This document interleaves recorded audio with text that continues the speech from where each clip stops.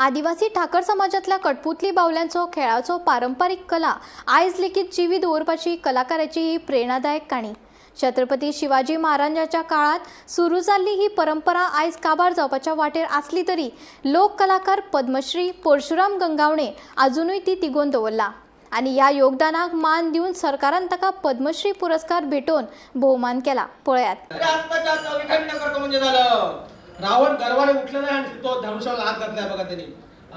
उठला रावण गर्वाने उठला, उठला रावण गर्वाने उठला, उठला रावण गर्वाने उठला, उठला रावण गर्वाने उठला आणि पडून गेली याची लाज लाज, खाली रावण वर वेळा आणि रावण शिवाजी कडकडा अशुद्ध आहे बळबुळा काही मुखी रावणाच्या। रावण त्याच्या अंगात म्हणत आहे मला वाचवा वाचवा कोणी म्हणत आहे, सर्व देवदेवता म्हणत आहे हा रावण जरी ते पडून जर मेला तर आपण काय मज्जा आपण काय सुटलो। पण रघुत्तम रामाला गुरुसाहेब म्हणत आहे, विश्वधर साहेब म्हणत आहे रघुत्तमा अरे हा रावण जर इथे जर पडून जर मेला तर तुझा जन्म जो आहे तुझ्या जन्माचा काही उपयोग होणार नाही। हे बघ हा धनुष्य तुला काढला पाहिजे। महाराज कसा काढायचा सांगतो, कसा काढायचा तुला सांगतो। बघा उजव्या हाताने काढायचा नाही, उजव्या पायाने काढायचा नाही, डाव्या हाताने नाही। मला काढायचं तरी कसं? डाव्या पायाच्या अंगठ्याने काढलं पाहिजे, डाव्या पायाच्या अंगठ्याने अंगठ्या तुला धनुष्याला काढलं पाहिजे।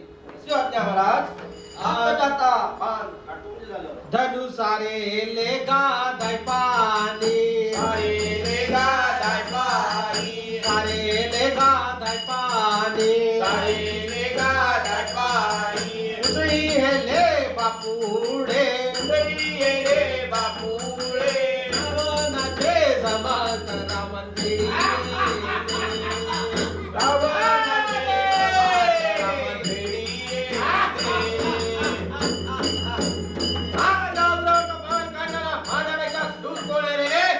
हे तुझ्या समोर अयोध्येचा कोण रघुत्तम राम आहे राम। अरे रघुत्तमा माझ्या बरोबर तू काढलास का? अरे डाव्या हाताने काढला असता।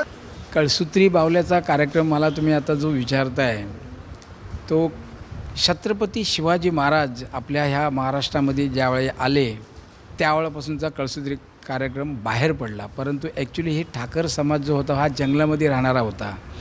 त्यांनी ह्या सगळ्या कला त्या जंगलामध्ये संपन्न केल्या होत्या आणि त्याच्यानंतर छत्रपती शिवाजी महाराजांनी आम्हाला ज्यावेळेला पाहिलं ह्या आदिवासी लोकांना आणि आमच्याकडे 2 भाषा आहेत तर त्या 2 भाषा कोणत्या तर एक आमची ठाकरी भाषा आणि एक आमची करपल्लवी।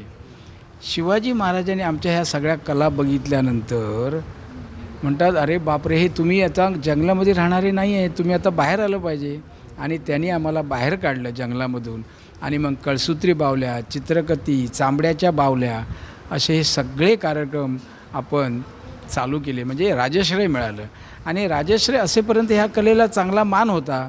आज गोव्यामध्ये पण आमची कला ही होत होती गेल्या 300 वर्ष 400 वर्षापूर्वी, परंतु मध्ये ह्या सगळ्या कलेला पूर्णपणे ही नामशेष कला झाली। परंतु मला ते चाललं नाही।